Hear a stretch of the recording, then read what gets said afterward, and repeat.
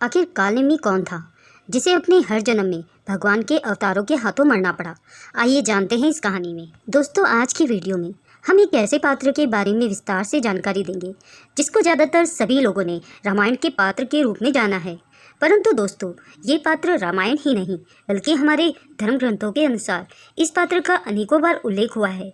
तो चलिए जानते हैं इस वीडियो में कि कौन था कालनेमी और क्या थी कालनेमी के बार बार दुष्ट योनि में जन्म लेने का रहस्य। आखिर कौन था कालनेमी? कालनेमी मायावी राक्षस था जो रावण के दरबार में मुख्य मंत्रियों में से एक था। कालनेमी त्रेता युग में रामायण महाग्रंथ के अनुसार मारीच नामक मायावी राक्षस का पुत्र था। मारीच को अगस्त्य मुनि से श्राप मिला था कि वह भयानक दुष्ट राक्षस के रूप में रूपांतरण हो जाए। तत्पश्चात मारीच मायावी राक्षस को सीता माता के हरण में रावण की सहायता करने पर प्रभु श्री राम के द्वारा मुक्ति यानी कि मृत्यु प्राप्त हुई थी। हमारे हिंदू पौराणिक ग्रंथों में कालनेमी राक्षस के संपूर्ण जीवन का विस्तार से चित्रण किया गया है, जो कि इस प्रकार है।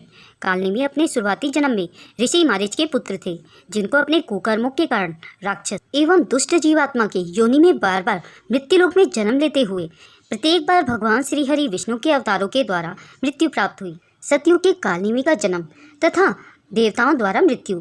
हमारे पौराणिक ग्रंथों के अनुसार कालनेमी राक्षस सर्वप्रथम समुद्र मंथन के पश्चात एक क्रूर राक्षस के रूप में प्रकट हुआ था, जिसने अपनी शक्ति से इंद्रलोक को अपने अधीन कर लिया था।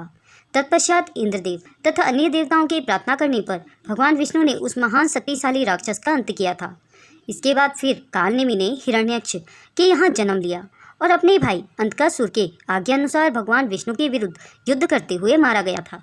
त्रेता युग में कालनेमी का जन्म तथा श्री हनुमान द्वारा मृत्यु। कालनेमी मारीच के पुत्र और रावण के मंत्रियों में से एक थे।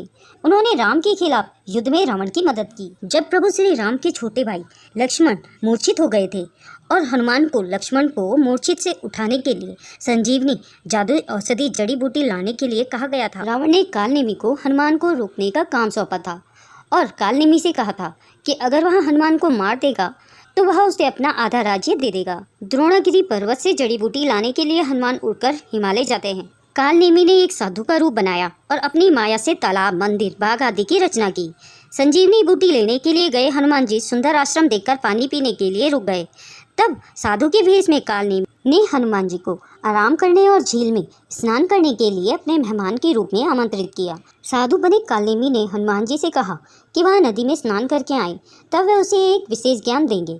अब जैसे ही हनुमान जी स्नान करने के लिए जल में उतरे तो जल में पहले से ही मौजूद एक मगरमच्छ ने उनका पैर पकड़ लिया। हनुमान जी ने उस मगरमच्छ का वध कर दिया। जैसे ही मगरमच्छ की मृत्यु हुई वह एक अप्सरा बन गई जिसे किसी ने श्राप दिया था। अप्सरा ने हनुमान जी को यह बताया कि यह जो ब्राह्मण वेश में साधु बना बैठा है वह मुनि नहीं बल्कि एक मायावी राक्षस है। अप्सरा से सारा सत्य जान लेने के बाद हनुमान जी ने स्नान के उपरांत कालनेमी का वध कर दिया। द्वापर युग में कालनेमी का जन्म तथा श्री कृष्ण के द्वारा मृत्यु। द्वापर युग में कालनेमी ने कंस के रूप में जन्म लिया। कंस का जन्म राजा उग्रसेन और रानी पद्मावती के यहाँ हुआ। कंस भगवान श्री कृष्ण की माँ देवकी का भाई था। जब कंस अपनी बहन देवकी के विवाह के उपरांत उन्हें रथ पर बिठाकर विदा कर रहे थे, उसी समय आकाशवाणी हुई कि देवकी का 8वां पुत्र उनकी मृत्यु का कारण बनेगा। इसलिए उसने देवकी और उनके पति वासुदेव को कारागार में डाल दिया। कंस ने माता देवकी के 6 पुत्रों को मार डाला। बलराम इनकी 7वीं संतान थे। हालांकि 8वें पुत्र भगवान विष्णु के अवतार कृष्ण को गोकुल ले जाया गया, जहां उन्हें गोकुल के यादव कुल के मुखिया व वासुदेव के भाई नंद की देखभाल में पाला गया। कंस ने भगवान श्री कृष्ण को मारने के लिए कई असुरों को भेजा, जिनमें से सभी का कृष्ण द्वारा वध कर दिया गया। अंत में भगवान कृष्ण अक्रूर जी के साथ मथुरा पहुँचते हैं और कंस का वध करते हैं। इस प्रकार भगवान श्री कृष्ण के हाथों कालनेमी मृत्यु को प्राप्त हुआ। कालनेमी हर जन्म में किसी न किसी प्रकार से भगवान के अवतारों के द्वारा मारा जाता रहा। दोस्तों, यह वीडियो अगर आपको पसंद आई हो तो इसे लाइक करें और अपने दोस्तों में शेयर करें।